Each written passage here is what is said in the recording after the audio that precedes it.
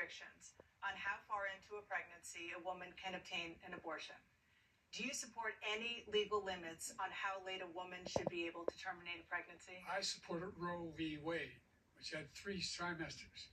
First time is between the woman and the doctor. Second time is between the doctor and an extreme situation. The third time is between the doctor, between the woman and the state. The idea that the politicians, the founders wanted the politicians to be the ones making decisions about women's health is ridiculous. That's the last. No politician should be making that decision. A doctor should be making those decisions. That's how it should be run. That's what you're going to do. And if I'm elected, I'm going to restore Roe v. Wade. So that means he can take the life of the baby in the 9th month and even after birth, because some states, Democrat run, take it after birth. Again, the former governor of Virginia, put the baby down, then we decide what to do with it. So he's willing to, as we say, rip the baby out of the womb in the 9th month and kill the baby. Nobody wants that to happen, Democrat or Republican. Nobody wants it to happen. That is simply not true. The Roe v. Wade does not provide for that. That's not the circumstance. Only if a woman's life is in danger, she's going to die. That's the only circumstance in which that can happen. But we are not for late-term abortion, period. Period, period.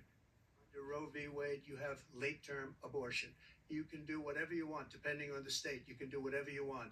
We don't think that's a good thing. We think it's a radical thing. We think the Democrats are the radicals, not the Republicans. For 51 years, that was the law. 51 years, constitutional scholarship said it was the right way to go. 51 years, and it was taken away because this guy put very conservative members on the Supreme Court. He takes credit for taking it away. What's he going to do? What's he going to do, in fact, if the MAGA Republicans, he gets elected, and the MAGA Republicans control the Congress, and they pass a universal ban on abortion, period, across the board, at 6 weeks or 7 or 8 or 10 weeks, something very, very conservative. Is he going to sign that bill? I'll veto it. He'll sign it. Thank you. Let's turn now to the issue of immigration and border security. President Biden, a record number of migrants have illegally crossed the southern border on your watch. Overwhelming border states and overburdening cities such as New York and Chicago, and in some cases causing real safety and security concerns. Given that, why should voters trust you to solve this crisis? Because we worked very hard to get a bipartisan agreement that not only changed all of that, it made sure that we are in a situation where you had no circumstance where they could come across the border with the number of border police there are now. We significantly increased the number of asylum officers. By the way, the Border Patrol endorsed my position. In addition to that, we found ourselves in a situation where when he was president, he was separating babies from their mothers, putting them in cages, making sure the families were separated. That's not the right way to go. What I've done since I've changed the law, what's happened? I've changed it in a way that now you're in a situation where there are 40% fewer people coming across the border illegally. That's better than when he left office.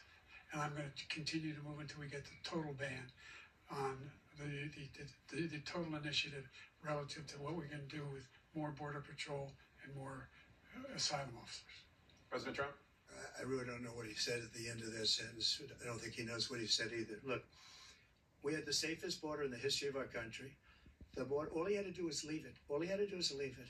He decided to open up our border, open up our country to people that are from prisons, people that are from mental institutions, insane asylum, terrorists. We have the largest number of terrorists coming into our country right now, all terrorists, all over the world, not just in South America, all over the world. They come from the Middle East, everywhere, all over the world, they're pouring in. And this guy just left it open. And he didn't need legislation because I didn't have legislation. I said, close the border. We had the safest border in history. In that final couple of months of my presidency, we had, according to Border Patrol, who is great, and by the way, who endorsed me for president, but I won't say that, but they endorsed me for president. Brandon, just speak to him. But look, we had the safest border in history. Now we have the worst border in history. There's never been anything like it. And people are dying all over the place, including the people that are coming up in Thank you, President Trump. President Biden? The only terrorist who's done anything crossing the border is one who came along and killed 3, under his administration, killed an Al-Qaeda person come in his administration, killed 3 American soldiers, killed 3 American soldiers. That's the only terrorist that's there. I'm not saying that no terrorist ever got through, but the idea they're emptying their prisons, we're welcoming these people, that's simply not true. There's no data to support what he said. Once again, he's exaggerating, he's lying. President Trump, staying on the topic of immigration, you've said that you're going to carry out, quote, the largest domestic deportation operation in American history, unquote. Does that mean that you will deport every undocumented immigrant in America, including those who have jobs, including those whose spouses are citizens, and including those who have lived here for decades? And if so, how will you do it? Just 1 second. He said we killed 3 people.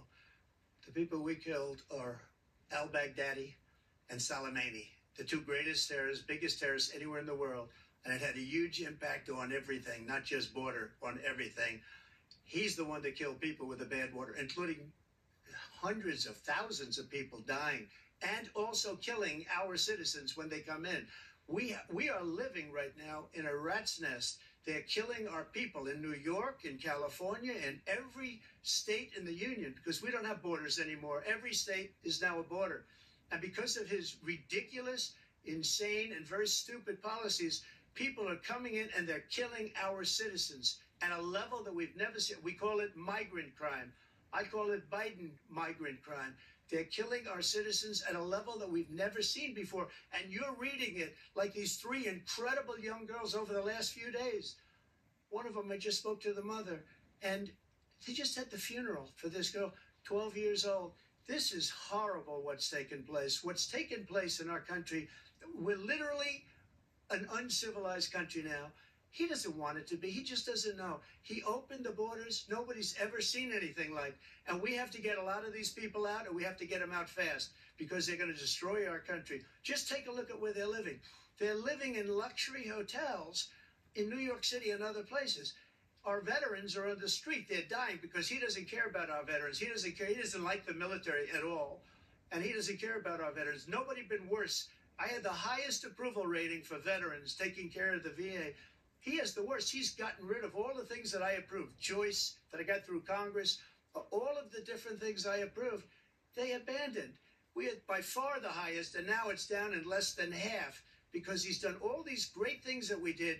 And I think he did it just because I approved it, which is crazy.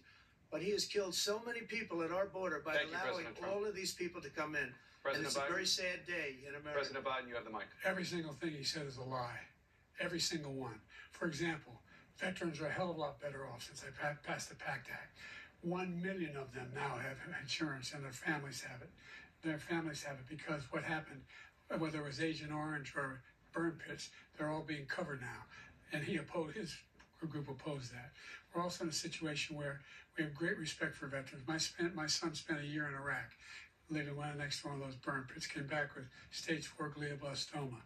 I was recently in France for D-Day, and I spoke all about those heroes that died. I went to the World War II cemetery, World War I cemetery he refused to go to. He was standing with his 4-star general, and he told me, he said, I don't want to go in there because they're a bunch of losers and suckers. My son was not a loser, was not a sucker. You're the sucker. You're the loser. President Trump? First of all, that was a made-up quote, suckers and losers. They made it up. It was in a third-rate magazine that's failing, like many of these magazines. He made that up. He put it in commercials. We've notified him. We had 19 people that said I didn't say it. And think of this. Who would say I'm at a cemetery or I'm talking about our veterans? Because nobody's taking better care. I'm so glad this came up, and he brought it up. There's nobody that's taken better care of our soldiers than I have. To think that I would, in front of generals and others, say suckers and losers. We have 19 people that said it was never said by me. It was made up by him, just like Russia was made up, just like the 51 intelligence agents are made up, just like the new thing with the 16 economists are talking. It's the same thing. 51 intelligence agents said that the laptop was Russia disinformation. It wasn't. That came from his son, Hunter. It wasn't Russia disinformation. He made up the suckers and losers, so he should apologize to me right now.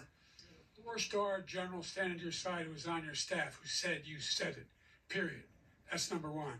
And number two, the idea that I have to apologize to you for anything along the line. We've done more for veterans than any president has in American history. and they now are their family.